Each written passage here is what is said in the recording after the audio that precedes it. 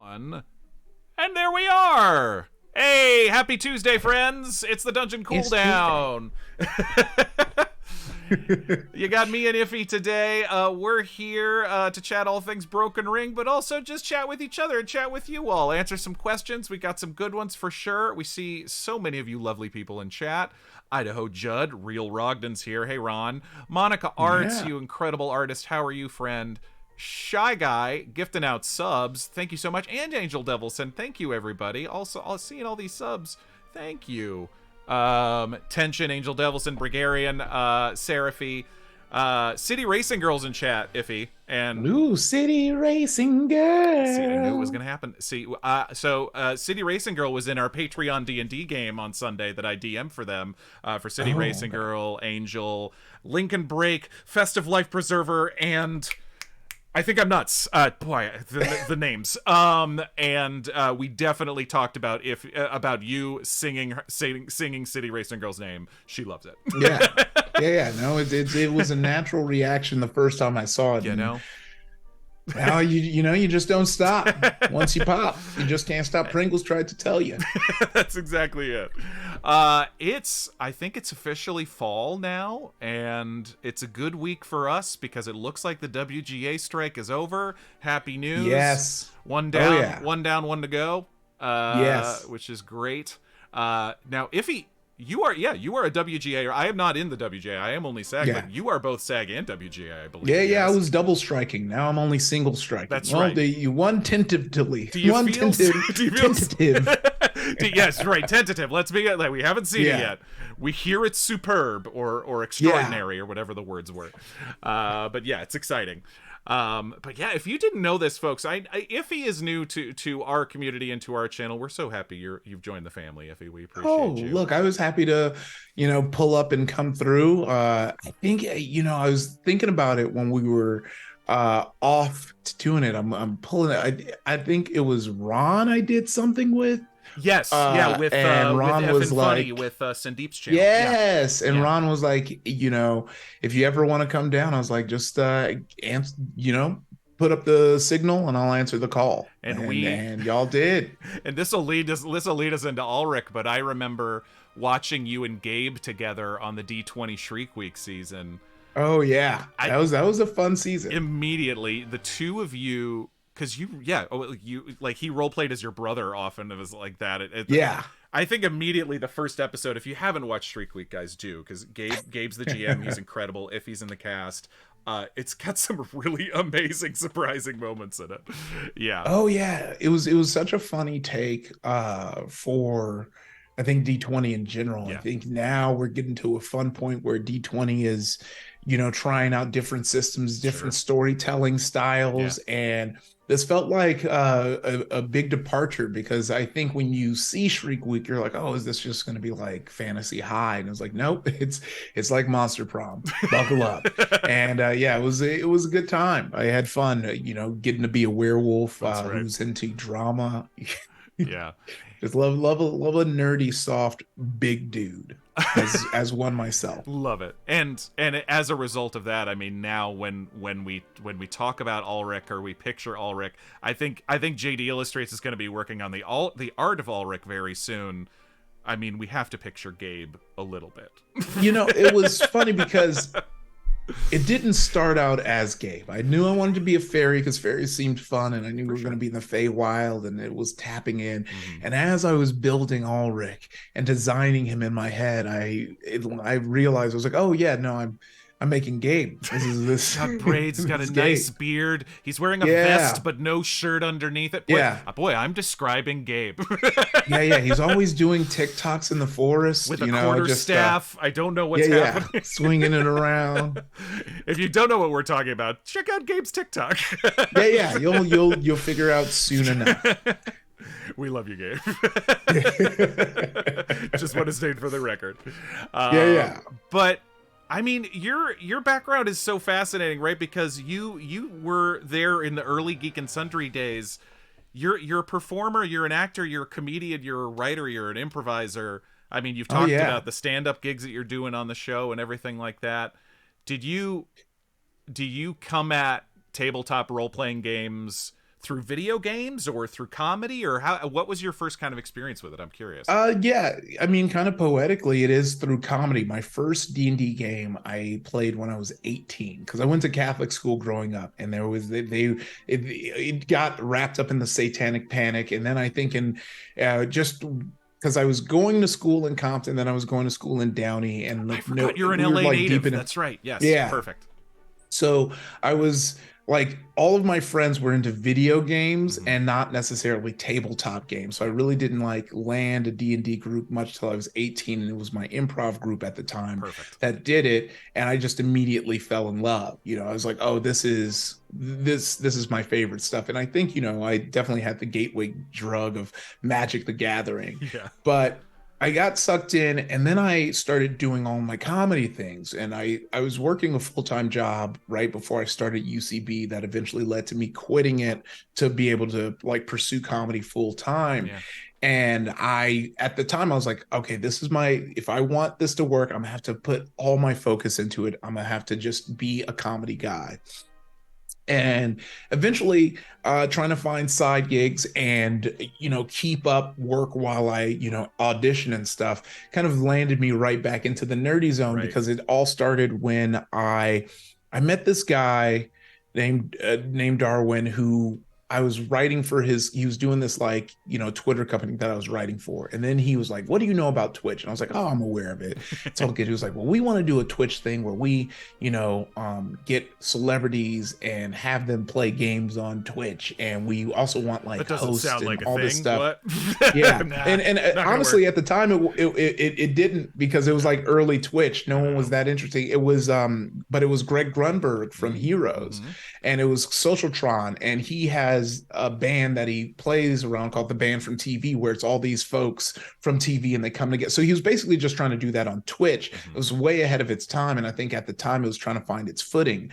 But also at the same time, I did a video with All Def Digital from a guy named Zach Eubank. Right. And that's when we connected. And he used to have these brunches at his house. And it was like kind of like a mixer / brunch. And I saw his comics and realized he was a nerd too. And when I was doing Socialtron, I was doing it with my buddy Carlos.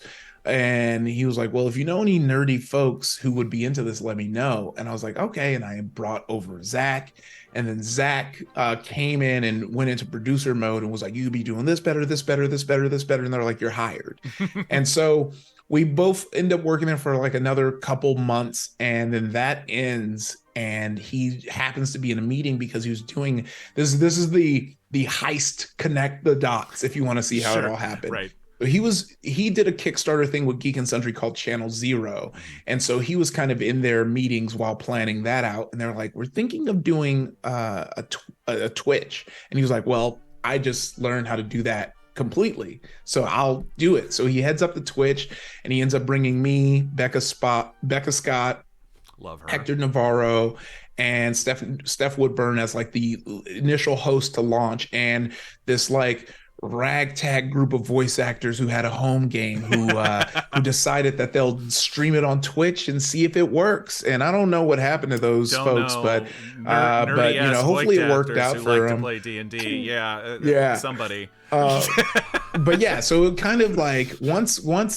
And then after that, everything kind of like started helixing in a great way, because I went from Geek and Sundry hosting, then I started writing for At Midnight for a year. Then I came back and was hosting for Nerdist for a bit. Then I would go do another writing thing. So I was just kind of like dipping my toes in and out of the nerd space and going back to write. And that's just kind of how it led me down this path. And then once, you know, Dropouts started going, I remember getting hit up for Bloodkeep because it was their first side quest. Right? You know, they had the Intrepid Heroes main line, and Brendan was like, well, we want to give the Intrepid Heroes a break and do this side quest thing. We'll see how that goes. Yeah. And now that's a whole thing. Like I tend to be that guy who's been like the watcher, you know, just with my big ass head sitting in the back watching these great moments in TTRPG happen. It is also one of those things where I've experienced this a little bit, but I'm sure you have as well, where if someone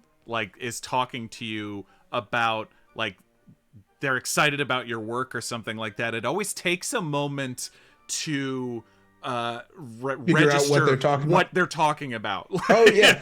Well, like, especially when you have someone like me who just has a potpourri of stuff, Right. and I've dipped into so many things with so many dedicated fandoms, because, like, yeah, you can be someone who knows me from Dropout. For a long time, a lot of people were clocking me from the BuzzFeed videos I used to do. Amazing. People would clock me from Smosh, Rooster Teeth, or on the very, very, very, very, very rare occasion, something they saw me in on TV. It's never TV. Right. I've learned by now. Before, I used to really think, oh, you saw that episode of Workaholics, huh? Oh yeah. He was like, nope, it's a nerdy thing 9 times out of 10. I'll be in like horror circles, and someone will get very excited to talk to me about D&D, and everyone else will go, what are they talking about? And it's just sort of like, no, this is my whole other life. Don't worry about it, guys. Oh yeah.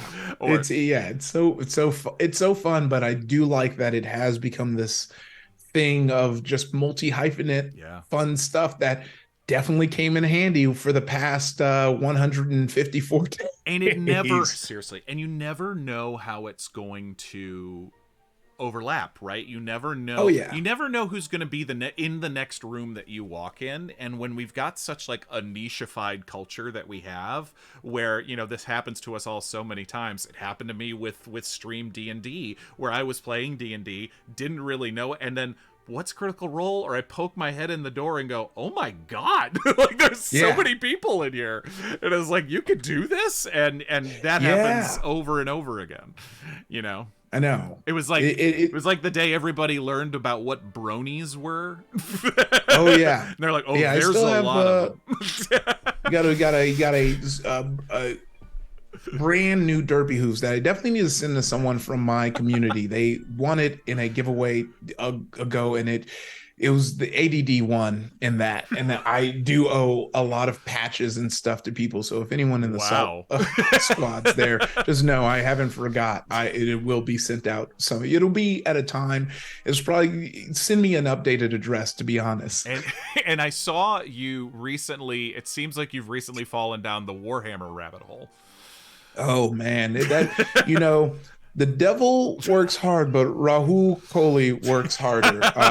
And it was a joint effort between him, Ivan Van Norman, and then the final nail in the coffin was Jeremy Frank Lambert, comic book writer. We realized we have mutual friends. Yes, Jeremy. I've been friends with Mallory for years, and Jeremy and Mallory have been together and so Jeremy and I have never hung out, but we're very aware of each other. He's a great guy. Yes, and speaking of Jeremy, if you're got a pull list, if you're reading comics, he's doing the Dark Spaces Hollywood special for IDW.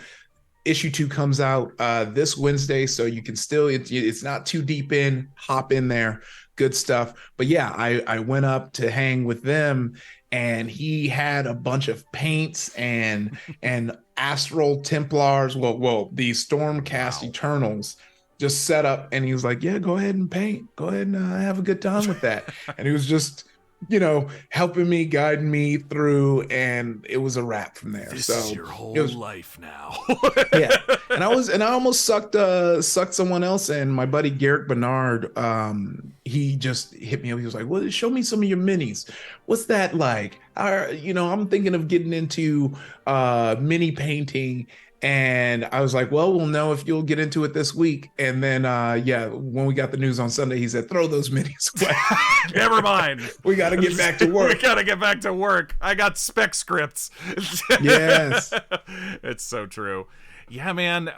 Where's the time? Where does all the time go? But all the little hobbies. Ron's very excited about your painting. I mean, Ron. Oh yeah, no, I was gonna come to his paint and sip, and then I just got booked on a stand-up show, and I was real bummed to miss it. But the next one, I'm gonna have to come. Ron did a painting stream with Johnny Stanton a few months back. Maybe you guys will have to do one too. But yeah, do some Warhammer type stuff. I try to paint. I don't know. It hurts my eyes. I need to give it a stronger shot. You got to get that table magnifier. I saw Rahul have one, and I was like, okay, that's the final frontier. Very cool. Very cool. He has a whole travel kit where he just like he'll get his hotel for whatever he's shooting, and he'll just plop it up. I'm like, okay, he's deep. I was gonna say he always seems to be on the road. Rahul Kohli, if you don't know him, is a fantastic actor. We have a bunch of mutual friends through Mike Flanagan, and he was in Haunting a Hill House and everything. Or Haunting a Bly Manor. He was in the second season. He's incredible. Also, me and Mike, both founding members of Vidiots. If you're in the LA area, correct. check out Vidiots. I keep hearing with this in Vidiots. Yes, I know. Yeah, if you're in Los Angeles, it's a good time. I know. I'll give you this will be a scoop. It's not even announced yet. So they're gonna have founding members doing the intros for specific movies for the spooky season. Yes. And I had to still Get Out, so I'll be introing Get Out when it's at Vidiots. So definitely pull up for that. The best. Talk about a movie that's, again, like we were just talking about this before we started. Like, we're in spooky season now. I'm currently watching a bunch of home invasion movies for a new Screen Drafts podcast. And but yeah, like Get Out is so simple. The themes of it are so universal and clear. It's really why I like horror movies, because you can talk about really timely universal issues, but Trojan horsing them through horror, through scary things. It's why fantasy storytelling is so great too, because you can go right at things sometimes, and Get Out is one of the most exciting debuts ever. I think I love that movie so much. And Daniel Kaluuya is pretty good. He's pretty good, incredible. All right, well, let's get into Broken Ring a little bit. We've got a whole lot going on. We're 4 episodes deep. We've got some new stuff coming, but it's all kind of coming together. You all are in unseelie territory now. Rachel, you've just glimpsed the barest minimum of seems of all of the lore that Rachel has prepared, but it's so incredible. That last episode was so amazing in terms of entering the kind of the dark and creepier territory, but it's never in the way you expect. The Rat King NPC had me cringing in such because I think there was a moment on the Discord where some people realized didn't know what a Rat King was, and some people did, and we were like, no. And the fact that I know then Rachel played it so sweet, it was like, no. Absolutely not. Yeah. It's this, I think what I like so much about, Broken Ring is I've done a few games in the Feywild, and I think the way Feywild is described, people tend to keep it like light and sweet and cute and goofy. And I think, this is that like nice kind of twist that fairy tale versus Grimm's, fairy tale, where it's like, if you look at it on paper, it's very much the same, but the difference is tonally where you take it. And I do like the flip of, some of these creepier looking things are the more sweeter ones, and the sweeter, more, I guess, like cute looking things are the more nefarious. Right. It was really, I've talked about this before, but it was really what drew us to this story in the first place, which was like, yes, we've all kind of seen at this point different Feywild stories, but Rachel immediately was talking about, no, it's spies, it's intrigue, it's courtly, and it's also like kind of dark and horrific at times too. And it was like, yes, please. Yeah. Because exactly what you said. It is mushrooms and talking toadstools and fairies and satyrs. Yes. And of course it is all that. And all those fun things are great. But we've seen that. And so it was like, all right, well, like, what are we, if we're going to tell this story, what's the angle that we're bringing that'll draw people in? And you guys have all kind of been playing that so beautifully. I want to know more about the Queen's Clutch, about Allyrick and this, group of assassins who do Mab's bidding. In terms of the backstory with that, I mean, I think you very quickly went, if memory serves, once you kind of knew what the setup was, you jumped on Alric as your idea pretty fast. Do you want to talk about where, like, what the inspiration for Alric was, or what you kind of came to there? Yeah, I mean, Ulrich was there's something to trying to control chaos, Yeah. trying to control and understand what is uncontrollable. I Yeah. think that is a constant in just human nature, and knowing that you can't control it is where you kind of start to free yourself. And you have Ulrich, who is someone who is like a product of this world, a fairy who is all about like knowing his place within it and knowing things happen for a reason. And I imagine that you have a character like that exist because that's the way they make sense of the world they live in. Yeah. Time passes weirdly. You have, little grottos that are speaking to you. Things are going, and the backstory, of this like, group of fairies that he calls his family, and like how they, fell, financially fell out and had to like, Oh wow. have to find new ways to make money, Right. and going into the art of dealing poisons, and that kind of being this thing that leads them into doing like odd jobs, that leads to assassination, that leads them to Queen Mab's crosshairs, and this secret conversation no one's heard of, being this core connection to Mab. That he and Queen Mab seem eye to eye on something that has caused them to create such a strong connection, and him to follow her lead and do what she wants, even if he doesn't necessarily agree with it. And I think that makes him unique in a way, especially playing with everyone, where everyone's kind of loyal to her, in the sense that they look at it as she can do no wrong, and he's loyal to her as, I'm gonna do it, Right. but I don't necessarily think you're right. Yeah. And That's amazing. I love it. Keep going. I'm sorry. Yeah. oh yeah, no, I was like, that's just always an interesting character to me, because on paper you're the same as them, but you have more agency. And what does that mean, other than there is something that you see in this person that makes you want to do their bidding, even if you don't necessarily agree with it? And what does that end goal mean? Like, what is the ends to this means? That's really interesting. Yeah, how someone kind of comes to, yeah, the poisons and the assassination arts, whatever you want to call it. But we talked about that.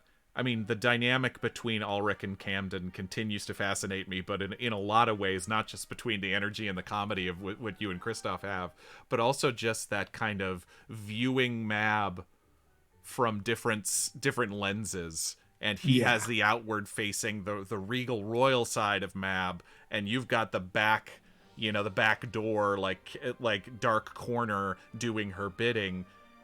But they're both just pieces, and she is a prism with 1,000 faces or anything like Yes. that, more so than probably the average royal or person. But it's so hard to say, like, well, I know more about her because I see this and I see this. It's like, the truth is, you're both wrong. Who Yeah. knows what she is? Because when you combine all of it, it all kind of adds up into one very ever-changing individual. Yeah. Yeah. Yeah, it's really interesting, and I love that what you said about, like, that this was, they came to this through, through, because they had no other path, the family of Ulrich and all that stuff, and that makes a lot of sense. I like that a lot, and I hope we get to explore more of that. I love that. Oh yeah. Has there been anything, we always talk about, like, the character you create and the character you play at the table are never quite Yes. the same. What's been the most kind of surprising thing for you, whether in, like, the dynamic of between the rest of the party, or just in the story whatsoever, in terms of, like, wow, I didn't realize Ulrich had that strong a feeling about that, but I guess he does, something like that. Yeah. I know, yeah, it's so funny, because I think, on paper, when I was making Alric, he was more fun, yet like calculated on the back end. Mm-hmm. So like he always was going to be a more kind of like light guy, but he wasn't going to take things as personal. And I think Sure. just naturally creating that relationship with Boots at the table kind of like soft the calculated, and Yeah. it's more in turn human. Like he was going to be a little more rigid with like things have to happen as they happen because the roles. Yeah. And now it's more of just a general philosophy that he has, but he isn't rigid about it. He isn't he like the version of Alric that I wrote, I think would have fought with Boots, being so distraught over Narelle. Right. But the Boots, the version of Alric that we had through Boots' relationship is someone who understands why, Boots is the way he is and wants to comfort his friend more than stick to his ideals.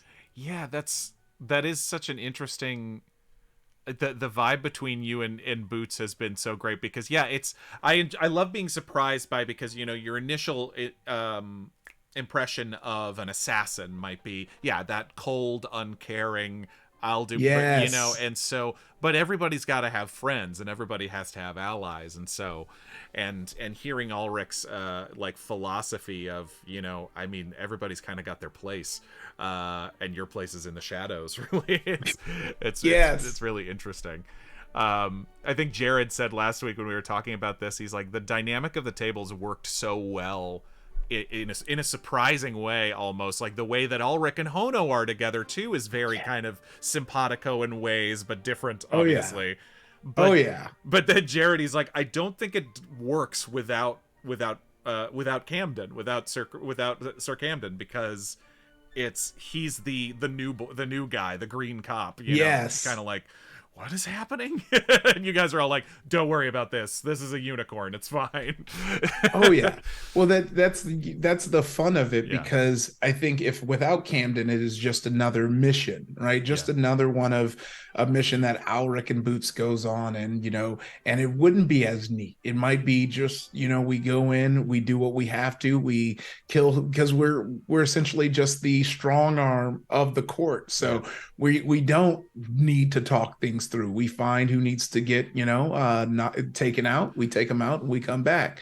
And having someone with heart there and wanting to kind of help them understand the world is also helping us kind of understand the other side Yeah. to what we do, and that there are people kind of attached to it, and like maybe we should try and talk things through sometimes. And it is funny, because if you think about it that way and you go back to Mama Goodnight, Yeah. and you Camden pulling the sword out, and we're the ones telling him to calm down. That's a complete role reversal. Right. That's That very true. we The that barbarian we said, whoa, whoa, whoa, chill, dude. yeah, we completely role reverse, because we, instead of kind of like plowing through and forgetting about this person and staying focused on the mission, we created a relationship with this person and saw how they can help us, and saw that they are someone who can be an ally. And now we're not as cut and dry Yeah. with this person that we met along the way. Yeah, that's I relate to that a lot, because it's so playing Valcorio, my Dragonborn fighter Yeah. in the Stormborn campaign. He's not the brightest. He's not a dummy. He's like a 12 intelligence, and our story gets so complex and heady sometimes, and we're dealing with gods or dealing with courtly figures or anything like that. And the way I adjust is just sort of like, all right, what do I need right now? I got to get out of this place. What do I need to do to get out of here? And it's just like, what's the mission? What's the, hang on, one thing at a time, please, because we'll get lost if we start running down, but yeah, it's bananas. Yeah. 100%. But Yes. it's that, like, there's no wizards in this party, which is interesting, and I think Camden right now is a little bit the overthinker of the party, and which Oh yeah. which makes sense because it's new to him. But yeah. Oh, hang on. Apparently, I'm getting some weirdness in chat. Sorry, one second. Ooh, that's all good. No, yeah, for sure. But yeah, that's so great to hear. And now that we've got Christina added to the story, or Everly Bell, our we've still kind of learning more about Everly Bell. Oh yeah. You and I were talking to Christina after the show last episode, where she was kind of like, I don't know, did that work? And we were like, yeah, that absolutely worked. Oh yeah, it definitely did. It like, it is so fun to have that, that like bouncing, almost hard to follow, right? Where But you're just the just, bold choices, like that, yeah, and it's the best thing you can do. Like especially if you're coming in midstream, like she is, and you're kind of dealing with setup things. Yeah, we just talk about it all the time, where it's like dipping a toe is just not gonna work. Come in, make a big choice, and give us something to go, what, yes. or just something to react off of. It's true in improv. It's true in many things. If you just kind of slowly tiptoe in the door, I don't know what to do with you. But if you come in like, what do you need? Yeah, I was stoned. Who cares? And it's like, it's fantastic. Yes, I know. It's like a wild, just like it forces us to kind of like clock in and try and figure out what's going on. Yeah. And it just, again, it adds another layer on the Feywild of it all. So it was just kind of like, wait, nothing is as it seems, and so you've just been helped out by this disgusting rat king, and now it's like, oh god, what else? But yeah, oh man. Well, the next episode, it certainly seems like you all are going to come face to face with Isoth, who I will say from personal experience is going to be nasty. So I don't know how many pointers I can give you, but a giant snake, an elemental god of venom. Oof. Yeah. That's going to be a wild, yeah. It'll be fine. You're saying that, and I don't believe you. I mean, you guys are set up though. You guys are like, in terms of, we talked about this with the hide behind fight. It was like, this party's kind of jacked, like between you and Hono. Don't sleep on Hono. She will mess you up. And everybody else. There were some off-camera combos that let me know that Hona is min-maxed and built to crush. Yeah, the fact that Hono was, we talked about, it's like, you meet Hono and you're like, so she's an old blind turtle, great. And then she rolls initiative, and she rolled like a 35 initiative. And you're like, huh? I'm sorry, what? Yeah. Amazing. Yeah, amazing. She's incredible. And I think I know the kind of bard that Everly is, but who's to say? I think Christina knows what she's doing. You've certainly played with her recently. She's always fun. Though never makes the decision you expect her to, I think. Yeah. That's what makes it exciting, right? Yeah. And then you've just got Camden, who's a paladin of the ancients, which is not a class you want to mess with either. So yeah, I think the respect continues to grow that way. So I think you'll be fine. It's gonna be great. I'm wondering, because we don't have much left of the Broken Ring, of this chapter of the Broken Ring, I should say. I'm wondering if we're going to meet Mab and what that's going to be like.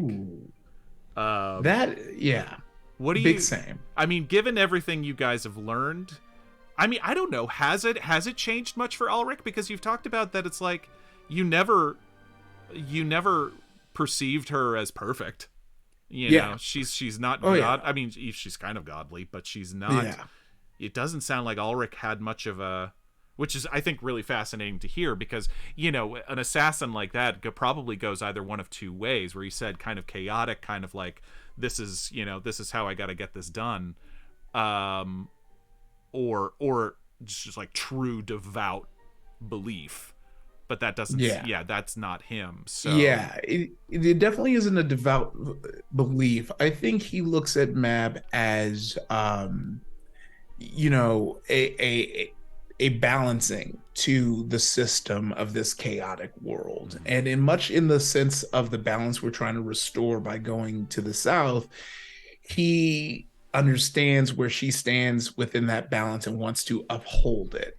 And he feels comfort in the way that just because she's like cold and harsh doesn't necessarily mean that she is not uncaring and that she is not, looking out for her fellow subjects. Right. So I think it's that understanding and that no need. I think in the wildness of the Feywild, having someone be unfortunately that direct is calming to him. Yeah. Boy, I can relate to that. Yeah. It's kind of like just in Hollywood, it's probably this way in a lot of businesses, but Yeah. in a business like ours that is filled with a lot of people pretending to be things they're not, the people you gravitate towards are the people who are real, the people who you like, people who like can give you a straight answer, or even if that answer is I don't know. We talked about that too, where it's like, yeah, that directness can be calming because at least you know where you stand.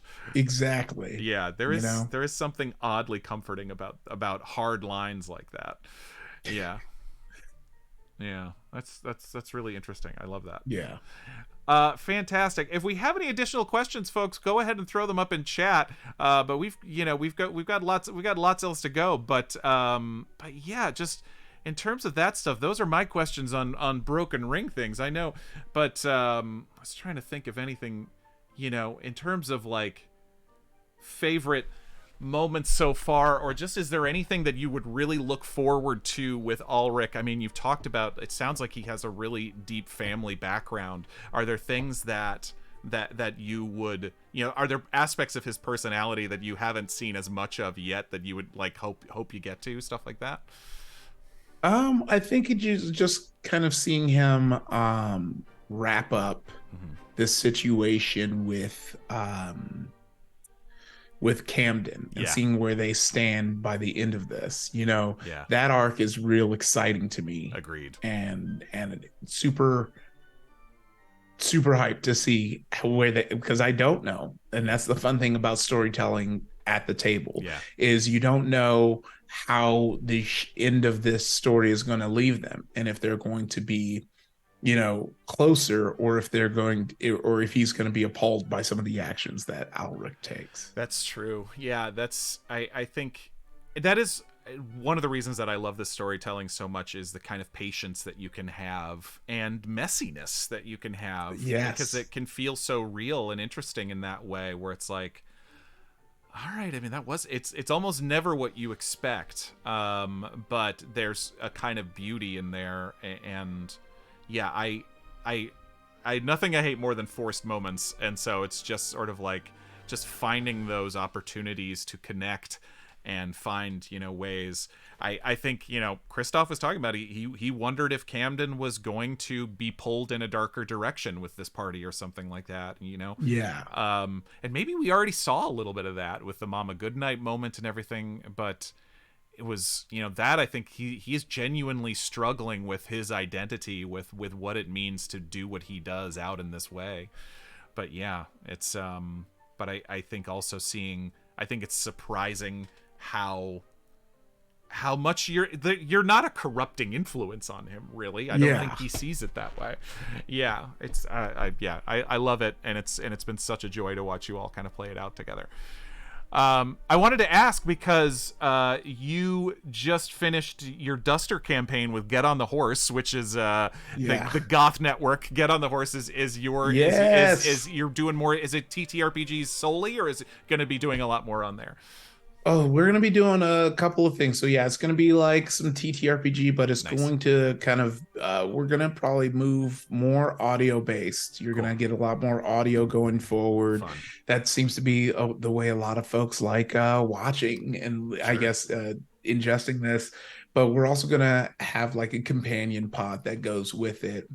Great. Where it's not only just talking about TTRPG stuff, but also just weird internet deep divey stuff that, me and Annika have just kind of drudged up. So definitely stay tuned. Some big news for that coming up. But, we've already kind of said Morkborg is going to be the next system that we play. Never played it. Well, and that's, I'm still a little under practiced in some of the other, because you just did Duster, right? Yeah. Which I love Westerns. I love Oh yeah. and it's like almost post-apocalyptic Western a little bit, right? Is Yeah, Duster. it is straight up. Yeah, it's a post-apocalyptic Western, and it Awesome. is just kind of like in our current timeline. And you're in this world where people fear technology because the technology is what caused all of this to Oh, happen. interesting. So, It's a little um, bit Tales from the Loop, but kind of Western. yeah. Yeah, that's awesome. hmm Yeah, what? So it's very, yeah. But no, go ahead. Sorry. Oh no, it's very fun. It's a newer system. A friend, fellow writer, comedian Andrew Ordval developed it, and so it was very fun to like kind of get to kind of bust it out. That's awesome. I need to try that.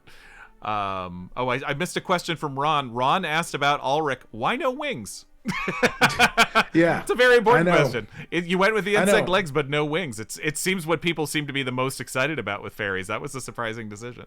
I know. I mean, like in fact, he has wings as all fairies do, since that is one of the skills I have.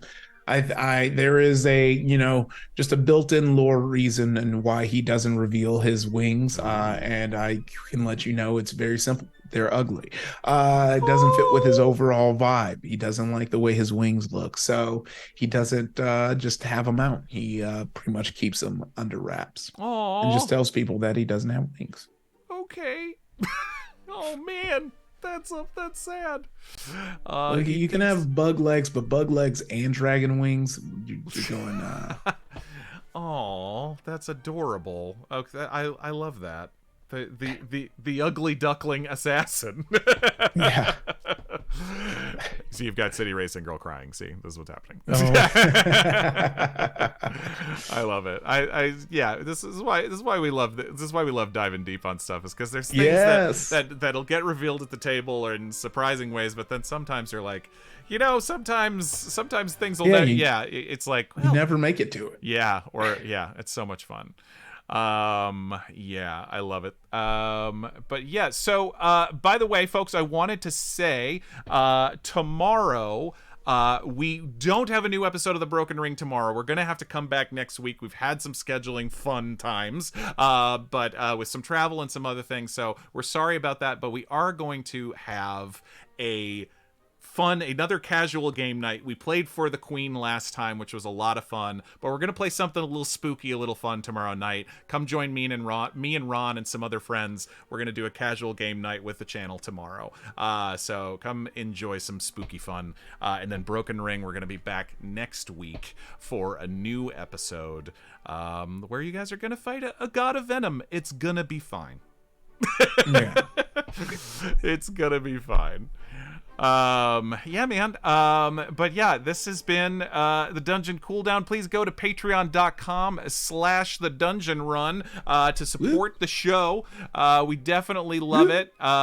Yes, and you get the VODs of this, get all the short rest, get all the good stuff.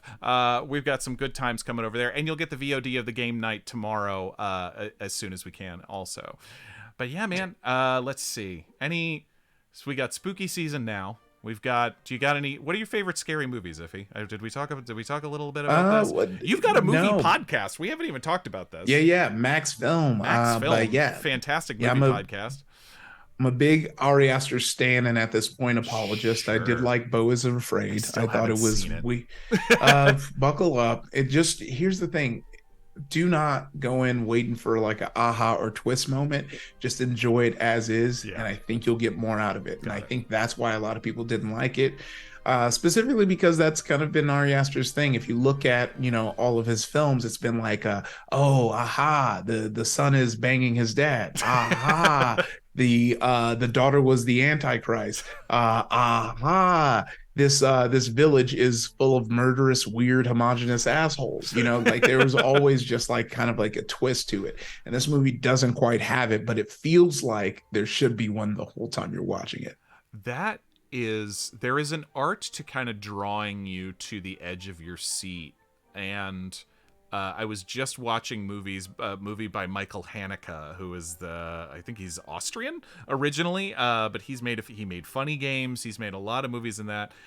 Cachet was another one, and there are movies that building dread is so intense where you're just watching a person driving and you're like, why am I so nervous?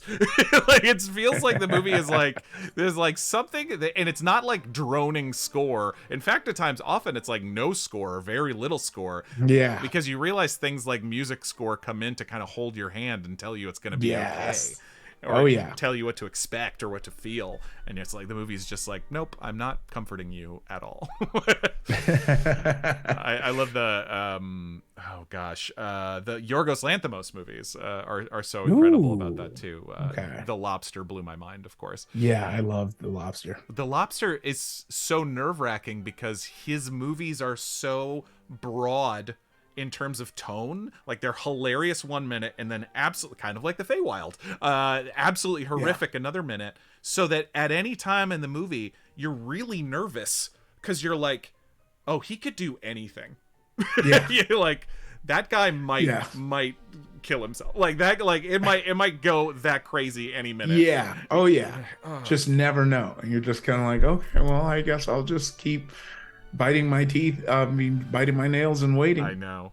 Ron has been singing the praises of They Clone Tyrone, which I think is on Netflix. Oh, yeah. I need to see it. Oh yeah, I dug that a lot. It was great. I've heard that's very good. Yeah, for sure. Amazing. All right, friends. Well, we're going to go now. You guys have yourself an amazing Tuesday. Iffy and I, the strike's almost over, so we got to get back to work. No. Yes. Fingers crossed. Let's get back with the let's get back with the SAG strike. We got to get back with, and figure things out. But good luck, everybody. Have a wonderful week, and we will see you tomorrow night for the new casual game night. We're going to post all the details of that, including some fun guests that you'll love. And Iffy, we'll see you next week, my friend. Thanks for coming on the Dungeon Cooldown, and thank you, anytime. Everybody. All right, humankind, be both. Be both. Thanks, everybody. I was about to say stay both. Stay both. I like that too. Yeah. All right, guys. Thank you. Bye.